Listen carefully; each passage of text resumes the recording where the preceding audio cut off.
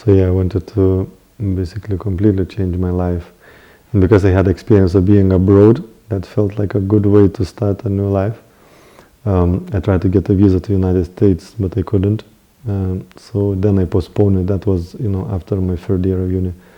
And then I postponed it to the next year when, the desire was a lot more stronger by the time. So I thought, okay, I'm just gonna go to UK, I do my master's degree. Oh, another contribution that happened because I did a business management and administration, and I was like so quiet and introvert at that time. It's like wasn't conceivable for me how I could, be like a manager. It requires be extrovert, outgoing, and a bit pushy and that kind of thing, which nothing wasn't like me like that at all. So that's another was contributing factor why I felt I wasted my life with doing this degree, which actually my parents pushed me to do it. I wasn't into it myself. I was more into computers. So that was another kind of factor that contributed to for me not feeling great, because I'm just about finishing university. So these few things accumulated together. Wanted to move away from my friends, start a new life, and also go back to my original interest as in computer science that I was realizing that my friends, they had nothing to do really in common with them. So there's like a very strong push. So I decided, yes, I have to really change. I decided to go abroad to do my studies, study computers, and also it was like a relatively well paid. I thought, let me earn some money and give for charity. So this kind of deep internal kind of awakening was taking place. And also I read a book about karma as well on top of that. It was called Karma Diagnostic. And it was very interesting, but it said, in the book, like if you're feeling depressed, don't read this book. So because I was feeling depressed, I decided I won't read it anymore. It just was like I read it, 50 pages of it or something. So I didn't read the whole thing. I don't know why I was saying that, but that was the point. No, it just by extra sense person. I don't know how they call it, people who has got extrasensory perception. So he was able to read people's karma and help them to trace them back to a past life and adjust something and free them from some sickness. He's a Russian guy, Lazarev or something. But I put his book aside. So then I decided to do all those things, finish university, and started to prepare to go abroad, go the blessings of the parents. They were prepared to finance it, my studies. So I started to study English because I studied German at school, and in the United States I learned more like a verbal English. It wasn't enough to enter university, so I started to prepare for that. And also I was exploring at the same time, this desire for transformation and change. You told me at one point that you had heard Atmarama's record, Radha Govinda. Yeah, so that's coming to this point. Okay. So that was already when I got introduced to KC. So I found this course advertised at my university, self-realization course. I still used to pop in at university for some stuff. And then I went to the self-realization course. And also it was like almost a little testy. I went to this place, it was nothing there, it was like a residential house. And I just walking around, couldn't find it, I decided, okay, I'm just gonna go, home. I can't find it. And then I driven, and then I saw this another place, which looked like maybe this is the place. It was a restaurant actually. So I went to this restaurant, and upstairs was the course, So they had like a preaching program. It was downstairs a restaurant called Radharani, and upstairs it was the settings of like a library, and the tables and the chairs and etc. Which city was it? It was in Kaunas. Kaunas was the second city. No, it's not my hometown. My hometown was Shilutė, but Kaunas was where I was studying. Oh, okay. So I went to this course, and it's quite indirect, speaking a little bit about the soul, super soul, karma, and there was a bit about astrology. Astrologer came, so I went to speak with astrologer as well. He said that that you have inclination into Buddha yoga. He said he's got strong spiritual inclination, so I thought that was interesting. He also said that I was born not with the head out, but with my bum out. So I was born. So it wasn't upside down. I was actually sitting inside of a womb, and I came out with the bum out, basically, legs out. I mean, this happens, but it's quite rare, And I rang my mother at that point just to double check it, and he said it is true. So I was born with my bum out, which maybe I didn't want to come out, Like with your head out, you want to just jump out, and somehow or another I didn't want to come out, But I guess it was a bit more comfortable as well. I was sitting there for 9 months. In yoga, no, I'm not sure. I don't think so. Anyway, it just came out through the bum, and so that was an interesting fact. It was funny. So anyway, and from that course, then I went to vegetarian cooking course. Kind of straight away, quite soon I spoke about vegetarianism, become vegetarian, and then I started to go to this Radharani, for prasadam. And then soon after I started to go to the temple as well. So this is where I bought, Atmarama album. I started to listen to Atmarama album, driving around the town, listening to Atmarama. Yes. Oh, that's another interesting thing. I was living just 2 minutes from the temple, walking. I was living in the city center, and it was just like, my parents was kind of middle class, so I had everything, what I needed in life, like a flat in the city center, a car, and all that kind of thing, And so it was just a walking distance, just a 2 minutes walk to the temple. I was like, the city center was like in the bottom of a valley, and the temple was at the top of a valley as well, relatively in the city center. So I just woke up, for 7 o'clock. For the Shingararati and listen to the lecture and go back. This is just 2 months just before I left, for UK. So yeah, somehow or another just like felt like immediately resonated with it very, very much. It kind of something got awakened, and and I felt as well I was very desperate for a change, and that looked like that's gonna make me make that transformation. I wanted to come out of my shell as well, become more confident, and come out of this depressive state, and wanted to get some meaning. So everything was coming all at once. And also, while I was going to the course, another interesting thing happened on this one day.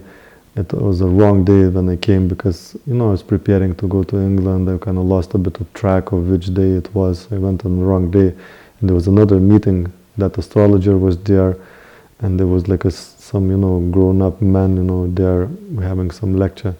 And I said, oh, sorry, I'm on the wrong day. And this astrologer said, no, come in. And I came in there. So it was all businessmen. It was like successful businessmen. One of them was in charge of service stations across the Baltic states. He had the branches, very, very successful. And then other ones as well. Very successful businessmen. So they were saying, how despite of all that stuff they had, they are not happy, and therefore they were exploring their spiritual life. And later on, actually, 2 of those businessmen I met, and one of them, I don't know what happened with him, but those others, they got initiated actually. And one of them is still running the restaurant, but now in the city center, with the same name, Radharani. And another one got initiation, and I met him in Kirtan Mela in Germany, a few years ago. I was practicing, continuing practicing. So yeah, I started to go to the temple, and then on New Year's Eve, I celebrated in the temple. It was the first one without, alcohol and all that kind of stuff. It was just like a very inspiring. It was nice. Prasadam was great. And I wouldn't say that I didn't experience bliss at that time, although there was a chanting and etc. It was so much tamasic that I would not say that I experienced bliss. I just was attracted more philosophically, or more just even as a way to, transform my life. And I started to read some books, but I wasn't like fully convinced on that books level, but more just attracted as a way of living, but not even so much philosophically or even blissful. It was interesting. And somehow or another just got really pulled into it.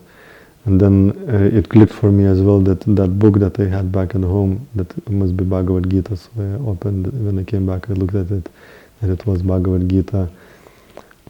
And I also gifted Bhagavad Gita to a friend. But it was just very, very atheistic actually. It was not supporting me at all. And then, so around that time as well, I was choosing where I'm gonna go in England, and I decided I want to have a temple nearby. So there was a few options. One option was Manchester, but it was a bit expensive, but there was a temple there as well. Another was Sheffield, where there was no temple, but there was a meeting in Manhattan. I think I was aware that there was a meeting there. And then there was Scotland as well. It was cheaper to study there. And everything is, cheaper being, in the north. And there was a temple near Glasgow. And then, at the same time, I got in touch with a friend who finished university, and he was already there studying, a master's degree. So that me convinced, okay, I have to go to Glasgow. So then I, applied there. And because English wasn't still sufficient level to go straight into uni, so I just wanted to get out of the country as soon as possible. So I applied for English, kind of entry English course there, and that I was studying there with Chinese and Arabic people. I think it became popular among those people then to study abroad. So on a third day when I came there, I actually rang the temple, and nobody answered. They said, I'm chanting 16 rounds. I actually started to chant 16 rounds just before coming. I chanted 16 rounds as I really want to visit the temple. I left a message and nobody would get back to me.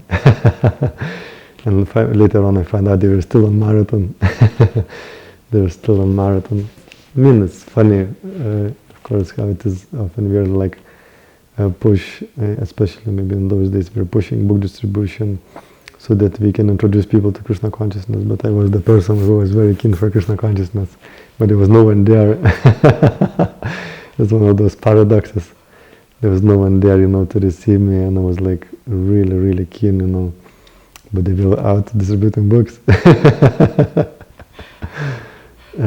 So then I met this Mataji, Tungi Mataji in a town, was on the 15th of January or something. I arrived on 13th of January, I think it was 15th of January.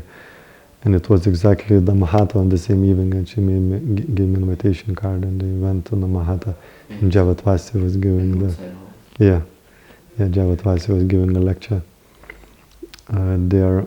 I don't know if you were there on that evening or not, but I think I met you soon after that.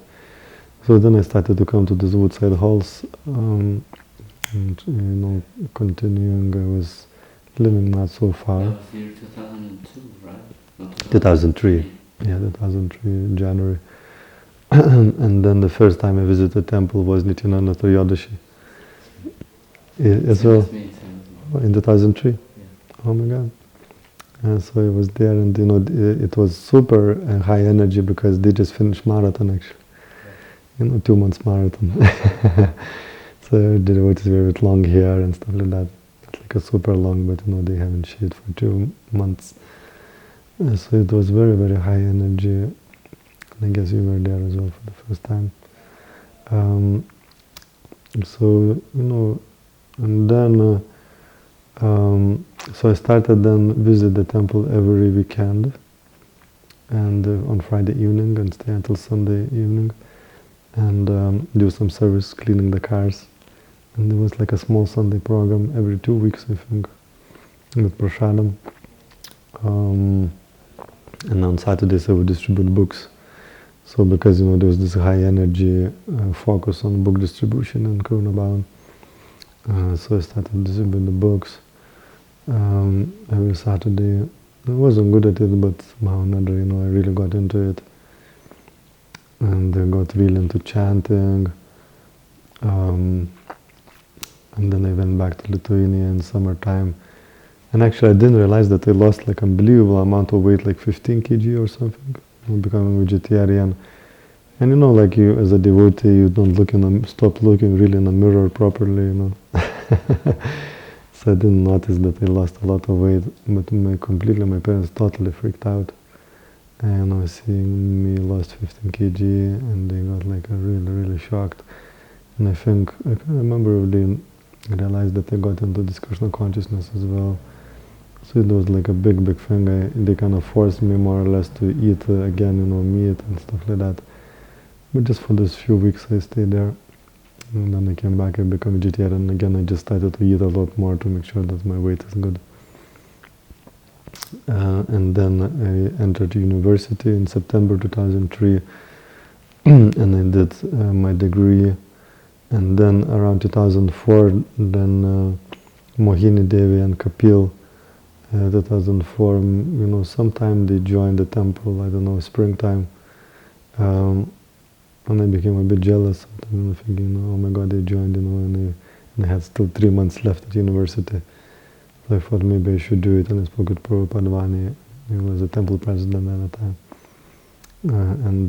But he said, no, you should finish the university, there's only 3 months left. But then they gave me concession, they said, okay, you can join, but you can finish university from the temple. So I did that, getting a full morning program and then studying. And I passed, just with a basic passing mark, just barely passed. But I did pass, and then, and the rest is the history. As well, I got into this Gauranga campaign as well, because I had a computer degree, and I had this strong determination that I don't want to have anything to do with my computers in my life. And my first service was computers, because they found out that I have a computer degree. And they engaged me in the Gauranga spam campaign. And then, it was like, extracting emails in the daytime and in the nighttime sending them out. And that was like for a year or two that I was doing that. And my God, I was like not touching the ground. I was so ecstatic at that time, when I was pumping out those emails. It gave me so much faith in the Holy Name. It was like over those year or two that I was doing that, I sent 60 million actually Gauranga spam kind of emails. It was like a super, super ecstatic. I just couldn't believe it. It was like, I was walking like anything. I totally blissed out in those, couple of years. I was pumping out those emails. It was amazing. It was unbelievable, super, super ecstatic. And so I developed strong relationship with Nityananda at that time, and it was like really blissed out. But then, around that, later on, I went on a traveling party, and so I stopped doing the Gauranga spam emails and etc. But then that gave me like a powerful background as well, because of this Gauranga spam. So I got into chanting the Thai Gauranga. So it was Gauranga Daft. I got this Gauranga Daft program, and I was just chanting non-stop. A part of my japa, Hare Krishna Mahamantra, I was just like chanting the Thai Gauranga. Maybe I remember this time. Yeah, it was completely berserk. But I was really getting the taste. I was just like really, I read some things how we got so many anarthas, and Bhaktivinoda Thakur was speaking in the Navadvita Mahatmya that is actually for this conditioned soul full of anarthas is better to chant the Thai Gauranga. So I just got a bit for a couple of years, Later on I stopped, but for a few years I was just mad Gauranga Daft. So like that, so I think I'll stop at this point,